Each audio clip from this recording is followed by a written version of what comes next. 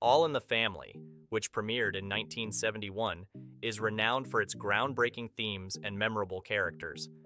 Let's take a moment to revisit the original cast and reflect on where they were then and where they are, or are not, today. Carroll O'Connor portrayed the iconic Archie Bunker, a role he began at the age of 47. O'Connor's embodiment of the lovable bigot left an indelible mark on television history. Sadly, the actor passed away on June 21, 2001, at 76 years old in Culver City, California. I just happen to have some respect for common decency, that's all. Listen, long before any of us was born, they was calling certain things I took kind of a walk I took from Wallace Beery. Okay. So I put together elements of these wonderful... Rob Reiner took on the role of Michael Stivic, Archie's liberal son-in-law, at the age of 24. Known affectionately as Meathead by Archie, Reiner's portrayal was a counterpoint to O'Connor's character. Rob Reiner is now a well-respected director and is still active in the industry at 76. I don't know what you're so uptight about. The human body, the pure form, it's art. It's part of life. So is throwing up, but I don't want to look at Perimeter. Somebody has to say either secure the perimeter or get some rest. Either one of those things. And then they're fine. And they have each other. It's great. Jean Stapleton played Edith Bunker, the kind-hearted and ditzy wife of Archie, with a depth that belied the character's simplicity. She was 48 when the series started and passed away at the age of 90 on May 31st, 2013, in New York City. Those most unforgettable characters I ever met. This man's writing about a woman who lived in Vermont. Part as well, it sort of took off from there, and I had decided we'd done everything we could, and it was time to... Sally Struthers played Gloria Bunker Stivic, Archie and Edith's daughter.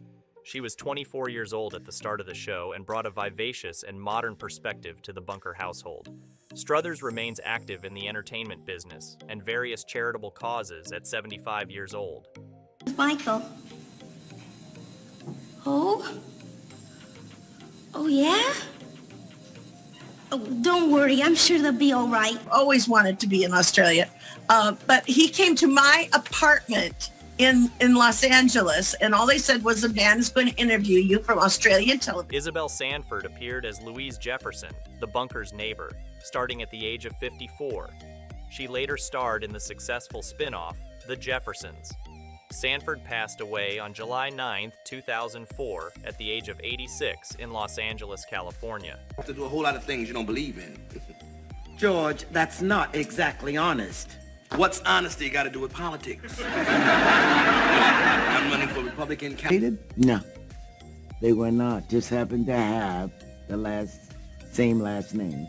Tell me about Zara Cully. She played... Sherman Hemsley played George Jefferson, Louise's husband, starting in the show in 1973 at the age of 35. Hemsley became a star in his own right with The Jeffersons. He passed away on July 24, 2012, at 74 in El Paso, Texas.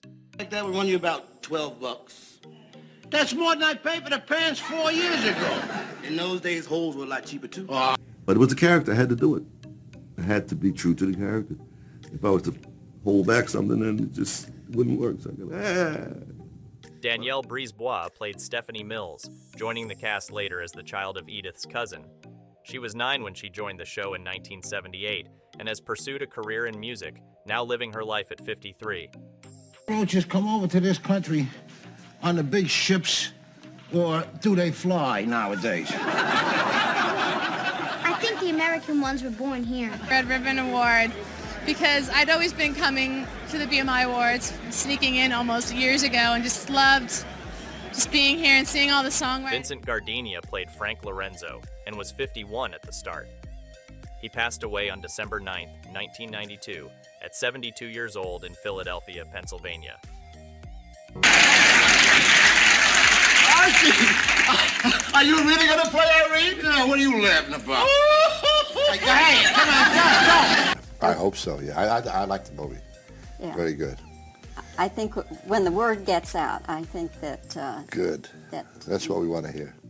Betty Garrett appeared as Irene Lorenzo, Frank's wife, starting at the age of 54 in 1973. She passed away at the age of 91 on February 12, 2011, in Los Angeles, California.